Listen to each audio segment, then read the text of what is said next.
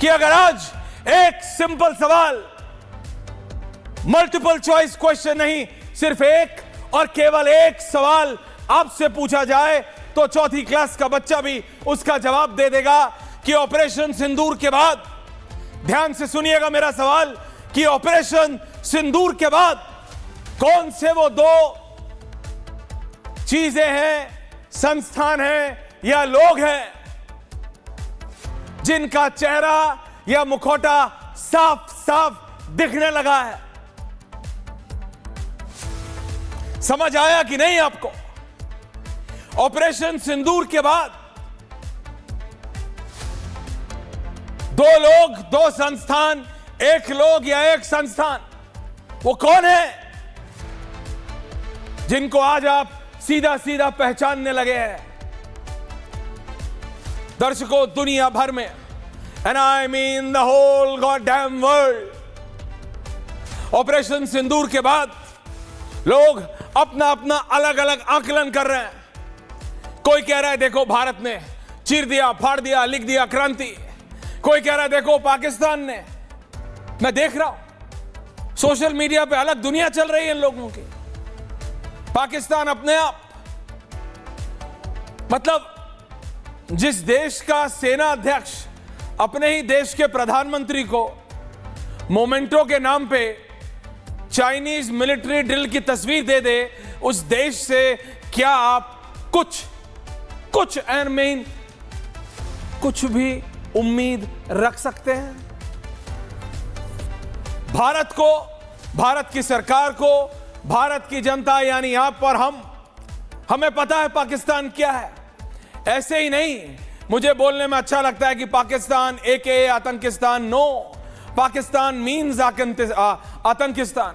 पाकिस्तान का मतलब है आतंकिस्तान।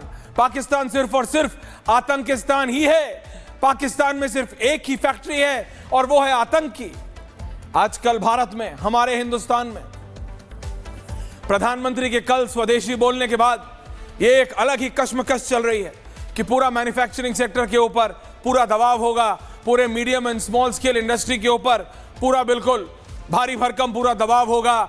मीडियम स्केल इंडस्ट्री बढ़ेगी, ये बनेंगे, वो बनेंगे। अब हम चाइना से इंपोर्ट कम करेंगे, चाहे वो इलेक्ट्रॉनिक सामान हो या फिर खेल खिलौना।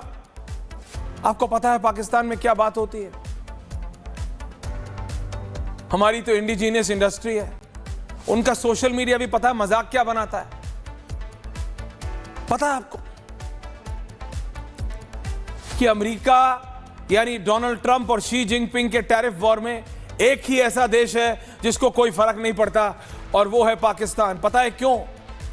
वो कहते हैं हमारे नेता ऐसे दूरंदेशी थे कि उन्होंने ऐसी इंडस्ट्री का इजाद किया है जो ना चाइना के ऊपर डिपेंडेंट है और ना अमेरिका, बल्कि पूरा विश्व पाकिस्तान के ऊपर निर्भर है। वो ऐसी इंडस्ट्री चलाते हैं और वो इंडस्ट्री है आतंक की, वो इंडस्ट्री है टेररिज्म की, वो इंडस्ट्री है आतंकवादी सप्लाई करने की, वो इंडस्ट्री है ह्यूमन बॉम्ब सप्लाई करने की, और वो एक ऐसी इंडस्ट्री है जिसमें पूरा विश्व पाकिस्तान के ऊपर डिपेंडेंट है। ये मैं नहीं कह रहा, पाकिस्तान के खुद सोशल मीडिया इन्फ्लुएंसर्स, पाकिस्तान का मीडिया खुद अपने ही देश में अपने ही सरकार का मजाक बना रहा है इस पे। आप समझिए, ये असलियत है, ये जन जन जानता है। हमारी तुलना, हमारी बहस, हमारी लड़ाई जरूर पाकिस्तान से है, तुलना नहीं हो सकती। अभी आपने ऑपरेशन सिंदूर, हमने पाकिस्तान के परखच्चे उड़ाए। क्या आपको लगता है हम पाकिस्तान से लड़ रहे थे? मैंने आपको पहले भी कहा है, हम चीन से लड़ रहे थे। अगर तुर्की अपनी ड्रोन पाकिस्तान भेज रहा था भारत से लड़ने के लिए, तुर्की अपनी ड्रोन पाकिस्तान भेज रहा था भारत से लड़ने के लिए, तो शी जिनपिंग के कहने पे था।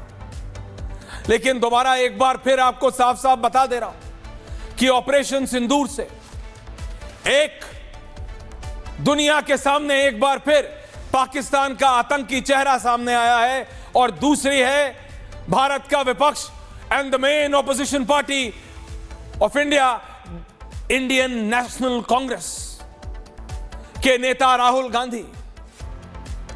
मेरे को उम्मीद थी कुछ भी हो जाए, चाहे कुछ भी हो जाए, इसमें तो राहुल गांधी ये नहीं करेंगे। भारत जंग के माहौल में है। हर कदम पे जंग के दौरान भी, ऑपरेशन सिंदूर के दौरान भी वो लगातार बोलते रहे, भारत के खिलाफ बोलते रहे। सेना से पूछे कितने गिरे ये बताओ, कोई डायलॉग है? शोले की पिक्चर चल रही है कि कितने आदमी आए थे बताओ।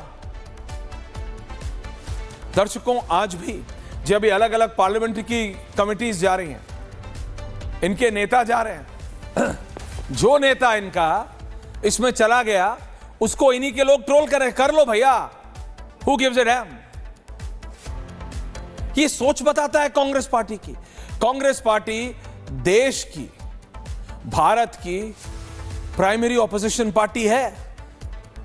ये मैं नहीं, बीजेपी खुद कहती है और ये है, रियलिटी है, नंबर्स है उनके पास। क्या देश के विपक्ष से आपको इस तरह के व्यवहार की उम्मीद है? क्या देश के विपक्ष से, देश का विपक्ष, अभी सुधांशु जी आ रहे हैं, सुधांशु जी को कटघरे में खड़ा करे और पूछे, एक नहीं 100 सवाल पूछे, 101 सवाल पूछिए। लेकिन यह पूछने का जब ऑपरेशन सिंदूर जारी है, आपको कौन अनुमति देता है कि अपने कितने गिरे?